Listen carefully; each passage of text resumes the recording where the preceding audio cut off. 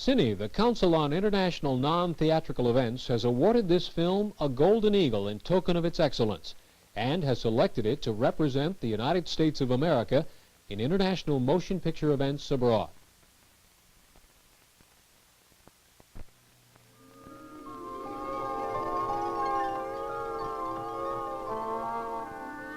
Alone with his thoughts on a windswept beach, B.F. Skinner's placid appearance belies the controversial hurricane that rages and swirls around him. A grandfather, a teacher, a scientist, he is perhaps best known for the experimental analysis of behavior and its consequences. His work has been both applauded and attacked because it details methods to shape and control the behavior of others.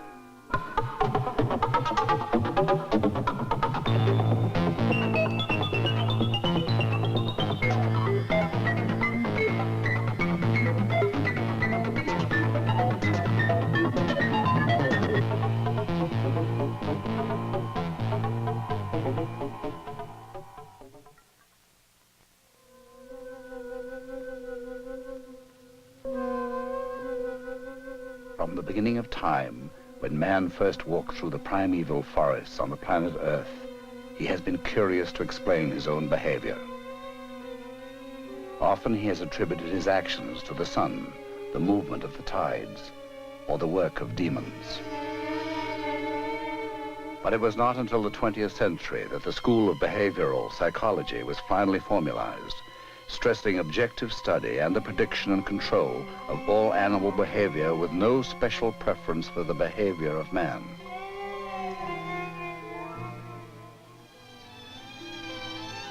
Drawing upon the work of those who preceded him, B.F. Skinner developed the first completely controlled environment, the Skinner box, and he was able to standardize experiments in behavior to a degree never before possible.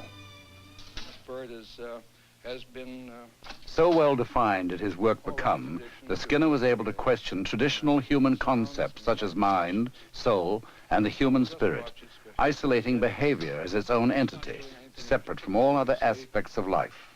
Well, I'm going to try to get it to do something. Suppose I shape up the behavior of making a complete turn. What I do is simply, as I did then, to wait for some part of that behavior. There's more of it, you see. Skinner believes that the experimental analysis of behavior suggests that man's environment performs many of the functions once attributed to his inner feelings. A man feels free if he believes he is free, and he will believe he is free if he is conditioned by positive reinforcement to think so.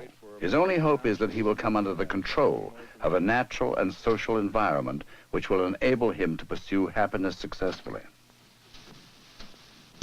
There we go, all the way around. To understand the operant condition is you have to have conditioned a pigeon.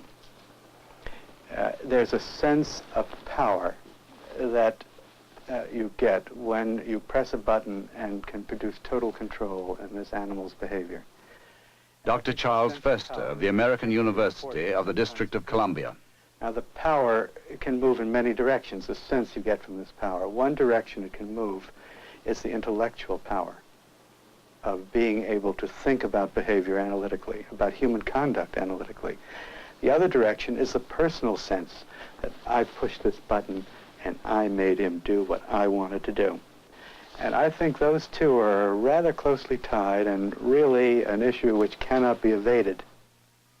Part of the controversy around Skinner, I think, is very much like the controversy that surrounded Darwin in the 19th century and Copernicus in the 17th century. In both of those older cases and in this one, a source of controversy arises when someone comes along and says to people, you're not as important as you thought you were. Now, Copernicus said that the Earth is not the planet around which the other planets move. And people got very cross about that because they liked to think that their planet was the central planet. After a while, the psychologist, historian, Dr. Richard Herrnstein of Harvard University.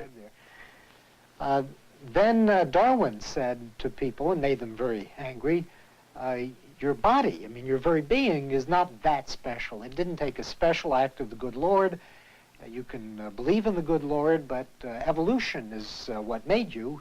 The good Lord maybe got this whole thing started, but natural selection produced man. And what Skinner is saying is he's invading now the most private of all places, the mind itself. And he's saying that isn't your private preserve either. Not only your planet and your body, but even your mind belongs to science and can be controlled and can be shaped and can be molded, and I can control it, he says, what's more. And that's alarming, to say the least. The power to control another being's behavior inevitably creates controversy. The paramount issue is who controls the controller. Well, I know that some people say that I'm some kind of monster bent on controlling the world. Nothing could be farther from the truth. I don't believe anyone can possibly emerge in the position of that kind of controller, except those who haven't, as in the past, taken certain kinds of measures, all of which I oppose, and have opposed violently. I'm simply pointing to the fact that we're always controlled and always manipulated. And I wanted people to know that so that they can understand it and face up to it and deal with it properly.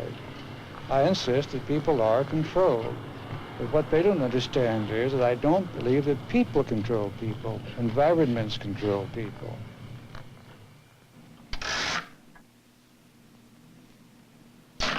Does this clock show 5 minutes past 4? For B.F. Skinner, his life is the product of his work, What time is it? and one must look only to his many contributions to understand the value he places on human life. A gifted inventor as well as scientist, Which clock shows? Skinner pioneered and developed a device known as the teaching machine, an implement which allows each child in a classroom to learn at his own rate. This invention has changed forever the concepts of early education. Okay, we're going to elect Citizen of the Week for last week. Can I have some nominations for guys that were the best citizens for last week? Phil? If there is one thing to understand about Skinner's philosophy, it is that positive reinforcement is the prime mover of men. Here at the Spaulding Youth Center, children who have never before been able to adjust to normal classroom life are learning to cope through the use of positive reinforcement from the approval of their fellow classmates. Okay, as soon as you're done, let me have it. Just the use of criticism in place of approval. If the other person is doing something you don't like, then you tend to criticize, rather than to wait for the opportunity to approve and commend and show affection when something incompatible with that is being done. If you stop attacking the things you want to eliminate and instead strengthen the things which are incompatible with those things you want to eliminate and are the kinds of things you want to see, then a great change is made. A dramatic example of the direct application of Skinner's principles is this chronicle of clinical footage which records the progress of a profoundly mentally retarded child. She has never walked. At first, she is required only to shuffle her feet while holding to a chair. Each time she puts forth this small bit of effort, she is rewarded with a small amount of ice cream. Gradually, the chairs are moved further apart, so that she stretches further to make the shift. No one coaxes or prods her. There is no punishment, only the positive reinforcement of the ice cream. As shifting becomes easier, the goals are increased. Now she walks hanging onto a rope suspended from the ceiling. She is really using it for support as she goes after her reward. Later, the rope is slackened, and now she is walking under her own power, even though she still holds the rope. Next, the rope is cut and gradually reduced in size. Still, she continues to walk to get the ice cream. If the rope is taken away, she falls. The size of the rope continues to be reduced until it is nothing more than a wad of string she carries in her clenched fist. At last, she drops the threads of her own accord. When she no longer needs her crutch, she readily discards it. Now she's walking independently, all in a matter of a few hours. It is easy to understand why B.F. Skinner was awarded the American Humanist Association's highest honor. Using the principles of positive reinforcement, psychotherapy can help many people to overcome problems they face in everyday life. This process of self-management is explained by Dr. Zev Wanderer. From our experience at the Center for Behavior Therapy, Dr. Skinner's contribution is enormous because now psychotherapy is available to the person in the community. It's brief, it's highly effective, and it's low cost. For example, the case of Susan. She came in with vague stomach complaints. A behavioral analysis revealed that they were associated with social anxiety. We gave her some assertive training, and with the use of a biofeedback device, she's now confident, competent, and no longer has the stomach pains. Susan, how's your assertive therapy practice going? Well, when I meet people, if it's a guy that I'm not interested in, I have no problem and I can talk comfortably. But if it's someone who's attractive and who seems interesting, I just clam up. Mm-hmm. Now, today we're going to use the pulse reader to work on these social situations. Although B.F. Skinner does not work directly with biofeedback, his principles of positive reinforcement are being used in conjunction with such devices. Guided by the psychotherapist, Susan will confront the anxiety she feels in certain social situations. As she and the doctor practice such scenes together, she can see and hear her own heart rate with the aid of the biofeedback device. Each time she exercises more control, she is positively reinforced, both by the doctor and by knowing her heart rate is more normal. One of the central issues of Skinner's philosophy of behaviorism is that just like the pigeon, man is a predictable animal.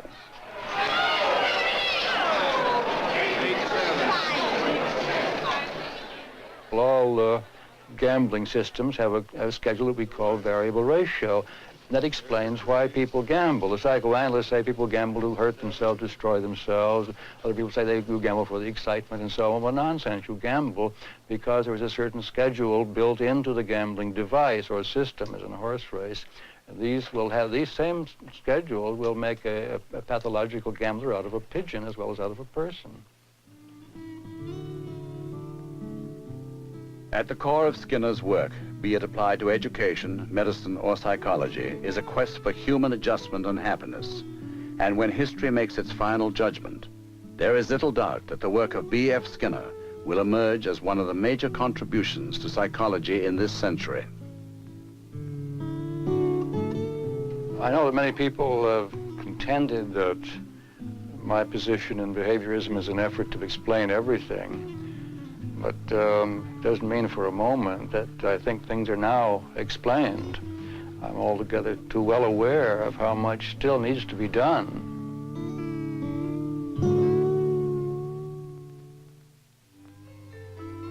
For Fred Skinner, life is a never-ending challenge. Though now in his 70s, he still rises each morning at 5 o'clock in order to write for several hours before beginning his workday. Skinner has always led a full life, not only with his work, but away from it as well. Burrus Frederick Skinner was born in Susquehanna, Pennsylvania in 1904.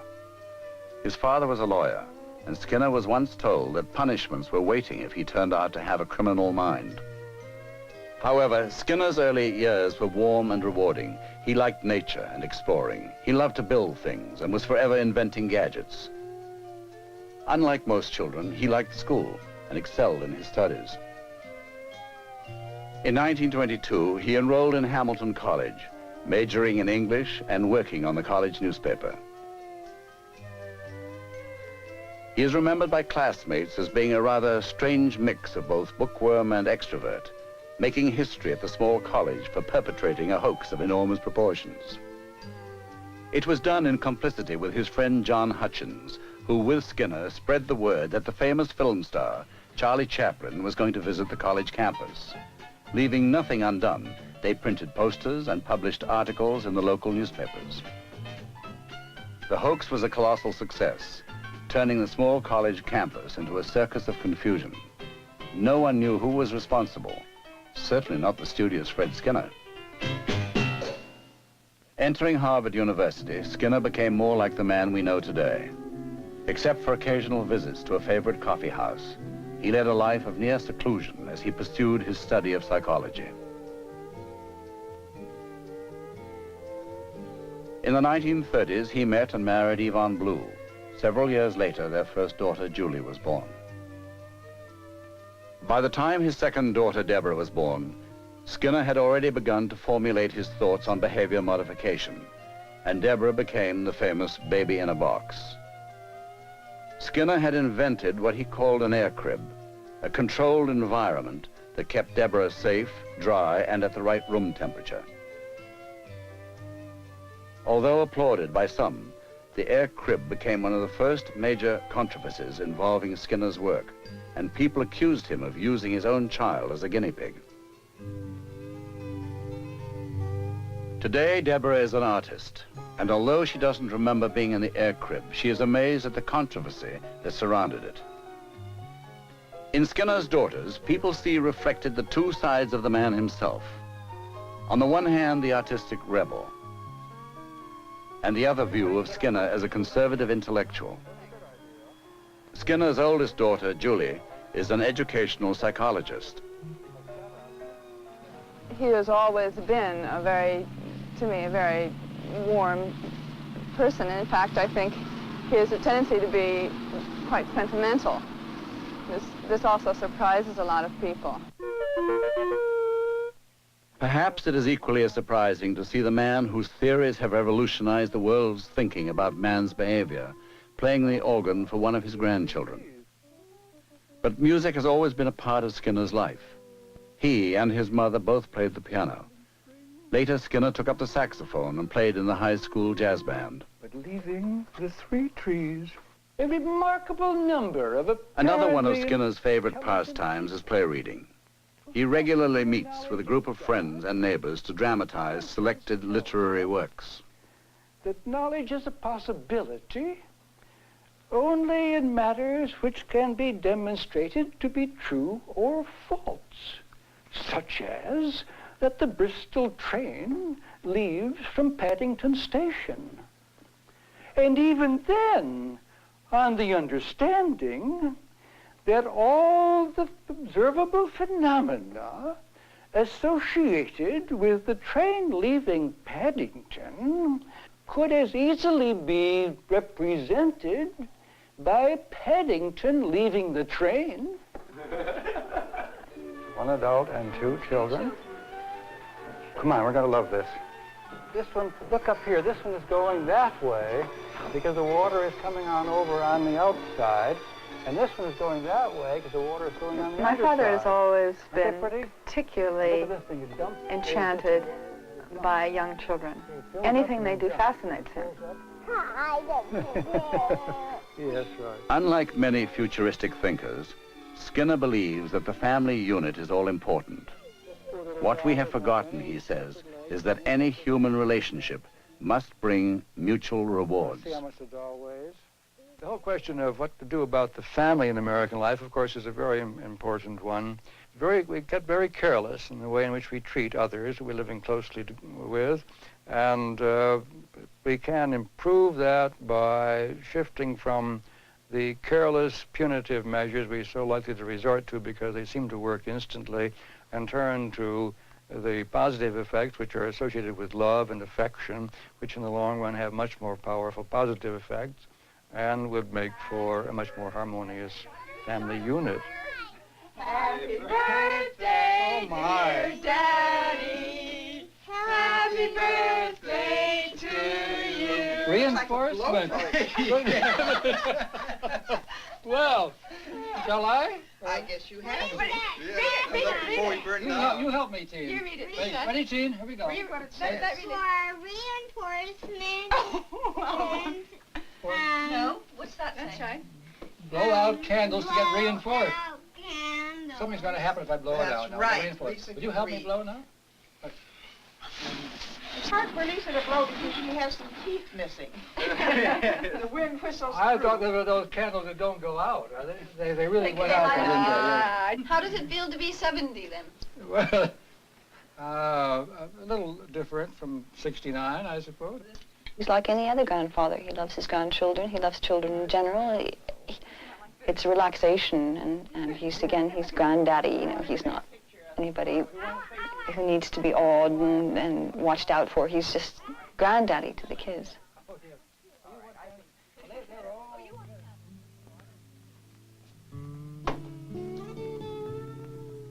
Grandchildren, of course, always participate in birthday parties with a good deal of joie de vivre, and that helps because it reminds you of what birthday parties were like when they were not such solemn occasions, and when they did not signalize the transition into the older regions of one's existence.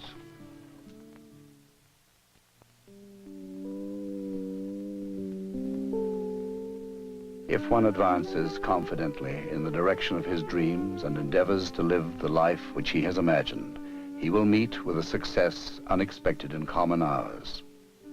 Those words were written by Henry David Thoreau more than 100 years ago, when he walked the shores here at Walden Pond. Success has come to B.F. Skinner in a life filled with controversy, yet rich with knowledge gleaned from many years of careful observation. He, like Thoreau, was a rebel, and he marched to a different drummer. For the most part, he has preferred to work alone. So long criticized for his theories on behavior modification, he is now indifferent to such criticism.